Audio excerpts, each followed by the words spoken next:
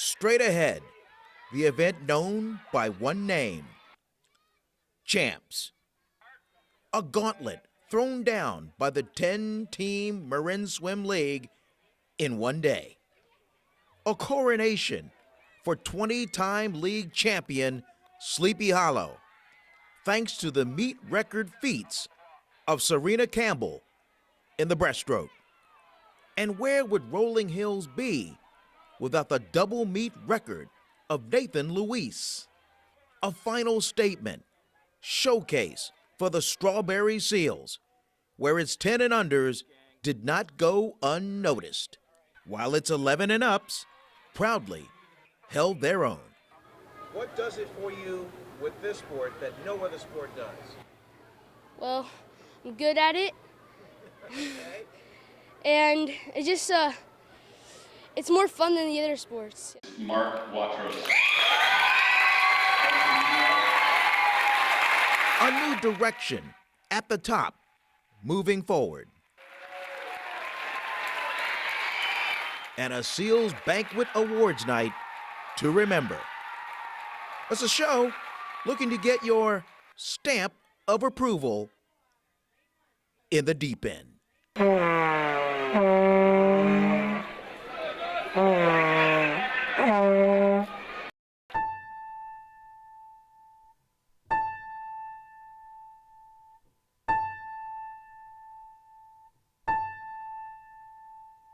The stronger the challenge, the better the response.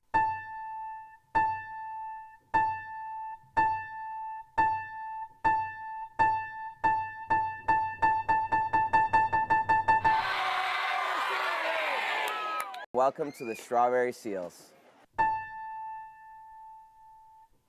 You were looking at 8-year-old Cameron Ariampor like he was shot out of a cannon, coming from behind in the anchor leg of the 8 and under freestyle at the 2014 champs. Certainly a defining moment as that league championship meet unfolded for the first half at Indian Valley Pool in Novato. Hello, everybody. Welcome to, I guess, the final edition of In the Deep End for this season, alongside with Coach Mehrad. We are coming to you from Strawberry Rec, the site of the Strawberry Seals 2014 Banquet. And as we look back at champs, that first half, I didn't see it coming. 5 Seals swimmers walking away with high point trophies, and then overall 183 best times. You have to be awfully proud. Yeah, it was better than I could have hoped for. We had over 42% best times, which when you come down this late in the season is really hard to do. The kids have raced, you know, in 10 weeks they've raced 8 different meets, and the kids who went to All-Stars raced 9. It gets really hard to keep improving your times and, you know, finding ways to get faster week to week, but somehow these kids got really fired up for the championships and did just a phenomenal job of staying focused, working hard, and, you know, at the same time being really spirited. I saw more of our kids standing on the other side of the pool cheering on their teammates than any team easily. I caught an image of just a sea of Strawberry Seals screaming their lungs out. Look at this shot. Hey, I had just mentioned about the high point trophy winners for that first half. I want to say they put the team on their back, but man, when the spotlight was on, they certainly responded. Yeah, it was, you know, I expected our 10 and unders to do well. We have very good 10 and unders, but to come away with, you know, 9-10 girls, third place overall points, 9-10 girls second place overall points, Reese Dahlgren and Catherine Watros respectively. 8 and under boys second overall points, Cameron Ariampor. Caitlink Will going a high point for the league, first place for 8 and under girls, and Nikki Glenn getting a high point for the league, 9-10 boys. It was just You know, I expected a few of those kids to be in the top 3, but 5 was really, really a pleasant surprise. Like when they started saying all those names, I was caught off guard, and you know, you'd think I would know, but I was truly surprised. It was a lot of fun. Do you remember what you say to Caitlink Will? As I was shooting her IM, I was just saying to myself, well, after that first lap, coach, maybe 10 yards into the back, it's over. How does she create that separation? She's just competent in all her strokes. She's just worked really hard. She practices with kids who are older than her, and oftentimes leads them. And you know, actually what impressed me most about that swim was breaststroke is her least strong stroke. She's good at every stroke, but breaststroke is her weakest of her 4, and she actually made space on the breaststroke with her competitors, with kids who are definitely faster breaststrokers, which shows kind of a determination to be actually swimming your hardest through the whole entire IM. I've never coached an 8 and under girl like her. Incredibly fortunate to just, you know, have such a special personality on the team, such an intelligent kid and such a hardworking kid. Really, she's really one of a kind, and you know, she's also had the good fortune. She's been swimming primarily with, you know, Brittany's group, of having, you know, excellent coaching there with Brittany. You had mentioned Catherine Watrous earlier. I want to just go a little bit further with her and Reese Dahlgren, again 2 and 3 and the high point getters for the 9-10 girls.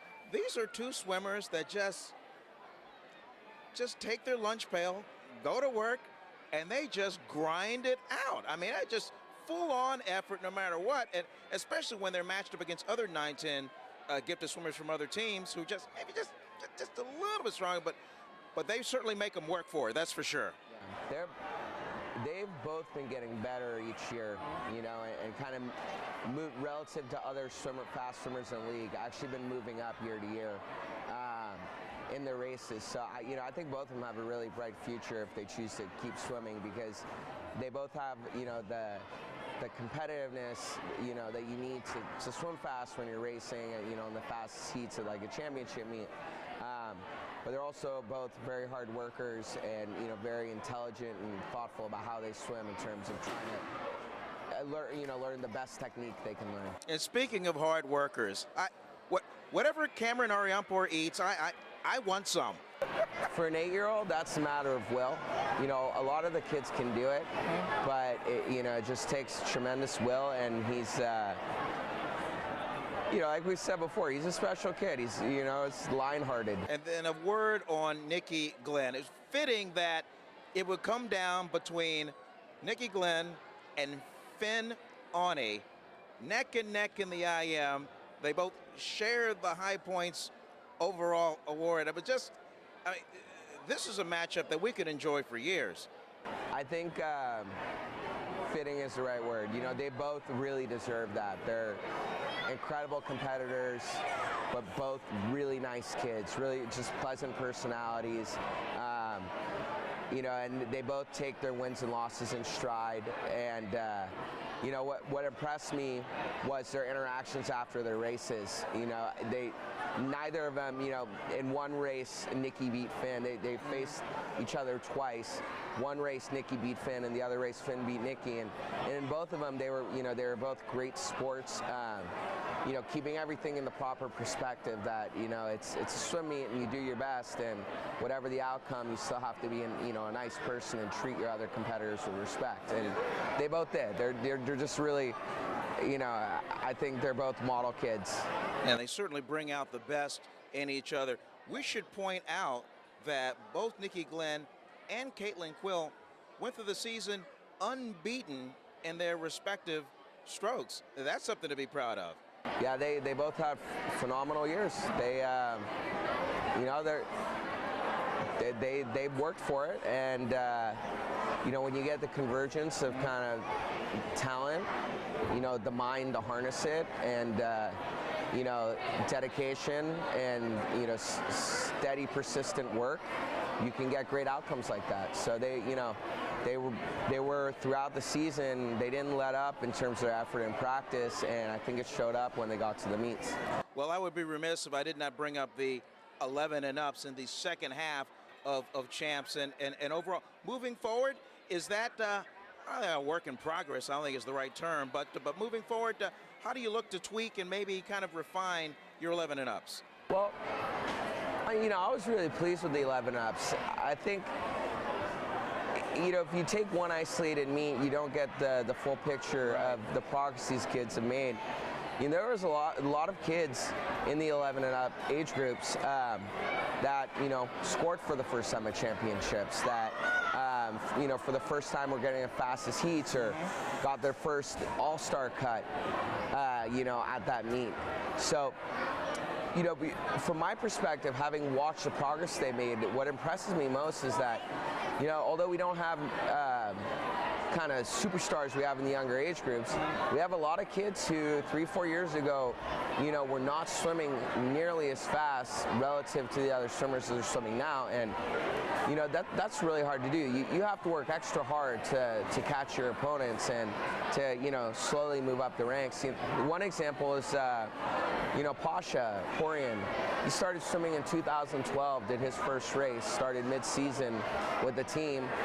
You know, in his third summer league season, as a 15-18, scores in the butterfly.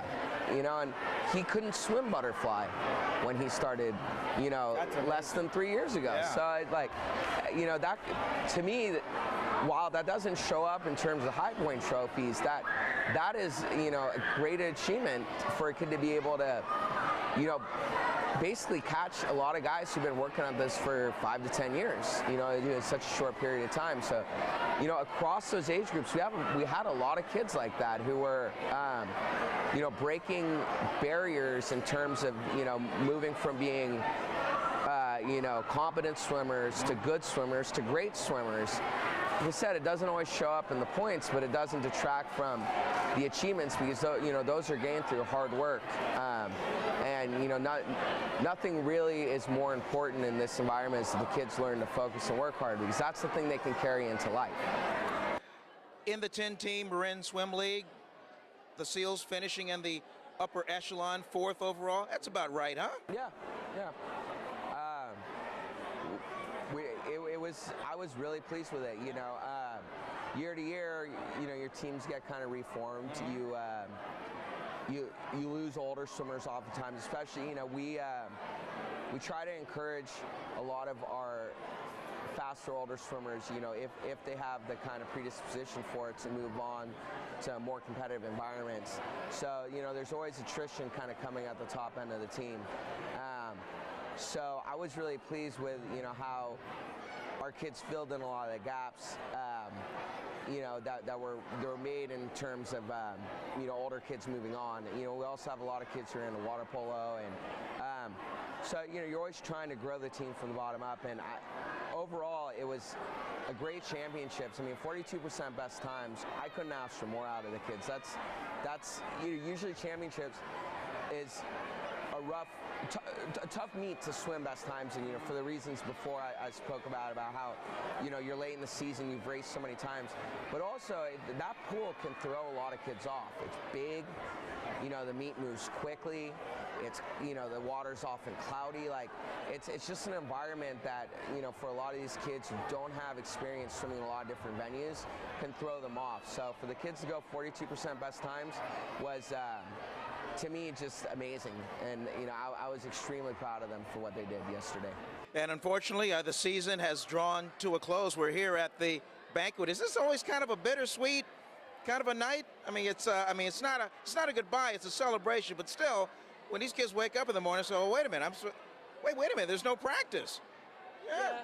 I think, you know, with the number of practices and the number of meets that come in such close succession, this is a needed break coming for the kids. It's healthy for them to take some time away and not, you know, be in the pressure of competition and having to, you know, be at a meet every Saturday. You know, swim team is, you know, for the kids who go to practice every day, it's a 6-day-a-week, you know, commitment. And I think by the time they get to this point, I think they're a little relieved to have a little time off. It is bittersweet. You know, it's sweet because you get to, you know, see all these kids, praise them for their accomplishments, but also bitter because, you know, with our team, we have kids who are 5 to 18 years old. And each year, you know, we have a few 18-year-olds who move on, and this year's no different. You know, we have 5 graduating seniors, and they, you know, they're all really special people. And for me, you know, it's particularly bittersweet in that they all started swimming when I was first coaching. You know, my first early years of being a coach. So I remember all of them as 8 members. So, you know, sweet in that, you know, I got to see them through the end of the process. Bitter in that, you know, we won't be able to enjoy another season together. Wow, yeah, kind of grew up with them a little bit. I mean, I was my early 20s when I met most of those kids. So. Well said, well said. Well, unfortunately, we've got to say goodbye. That for the last time. That's going to dot the I's and cross the T's on this season of In the Deep End. I want to thank all of you for clicking your computer, your laptop, or your smartphone and checking us out, and we hope you certainly have gotten a lot out of it. I know I did, and speaking for Coach, I'm sure he did as well. So we're going to leave you with some highlights of the SEALs Banquet. For some of you, you'll be looking forward to, I guess, the Coaches Clinic that'll be coming up. Check out the StrawberrySeals.com for updates on that one. For the rest of you, have a great off-season, and we'll see you next time.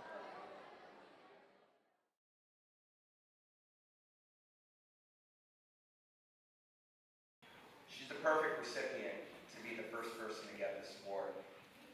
It's Caitlink Will.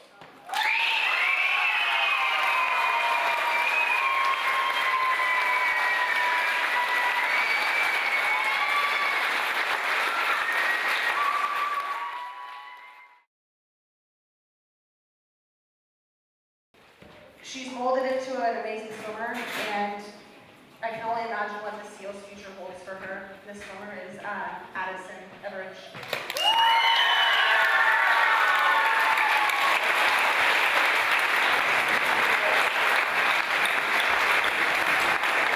She's had 20 best times.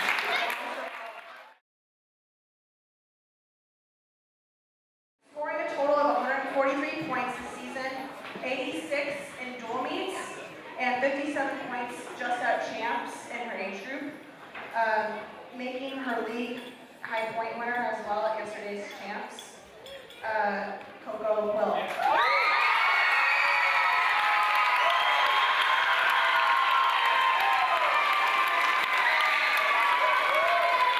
For our boys, we had one swimmer who scored 160 points this season.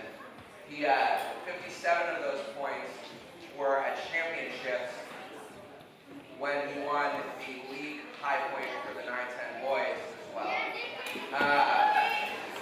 And 103 in the dual meets, going undefeated throughout his dual meet season. Nikki Glad.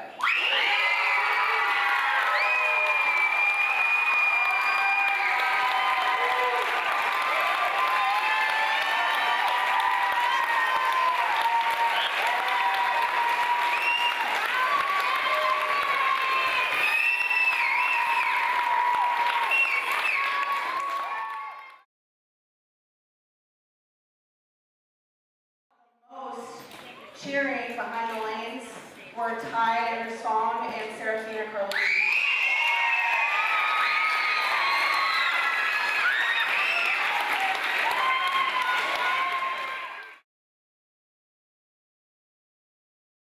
It's about what you bring to the practice and meets every day. What's your attitude like? Are you supporting your teammates? Are you giving it your all in every single workout? Are you actively putting yourself 100% mentally and physically into every single lap, every single stroke that you take? Can I get Luther Fong up here?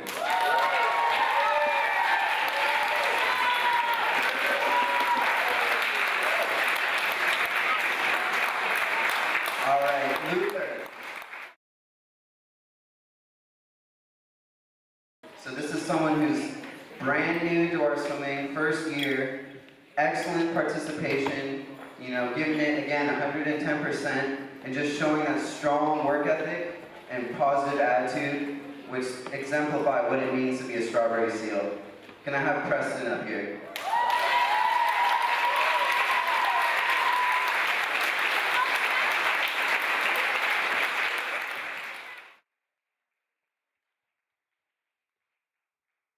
This swimmer set 3 team records through the course of the year. Managed to get a league high point. Won 3 races at All-Stars. And was also in her 5 events. Many times she swam exhibition events and would do 5 races in the meet. Did this a number of times. And in her weakest race, ended the season with the 4th fastest time in the league. And her other 4 races, free back, fly, and IM, had the fastest time league-wide. So theoretically could have gone to championships and won 4 races, but they only let you swim 3. Now beyond those accomplishments, this swimmer is special because every day she puts all her effort into practice. She's the youngest girl in her practice group, swimming with mostly kids who are 11 to 14 years old. She is tremendously focused on technique like no other child I've seen in the pool. At 8 years old, manages to have an intense focus on every stroke she does. A mindfulness, a presence of the mind that I've never seen in a kid this age. It's almost beyond comprehension when you watch her swim in practice. How everything she does is meticulous and done with an eye on perfection. So for all those achievements and all the hard work she's put in, Quill is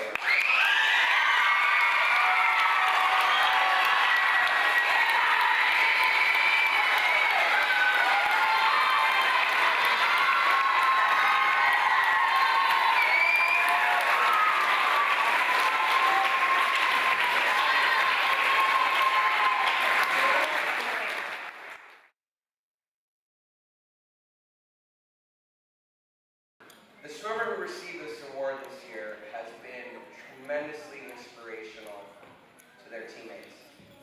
This swimmer has managed to come to almost every practice this season, despite part of the season playing another sport, having to come in as soon as he was done with another practice.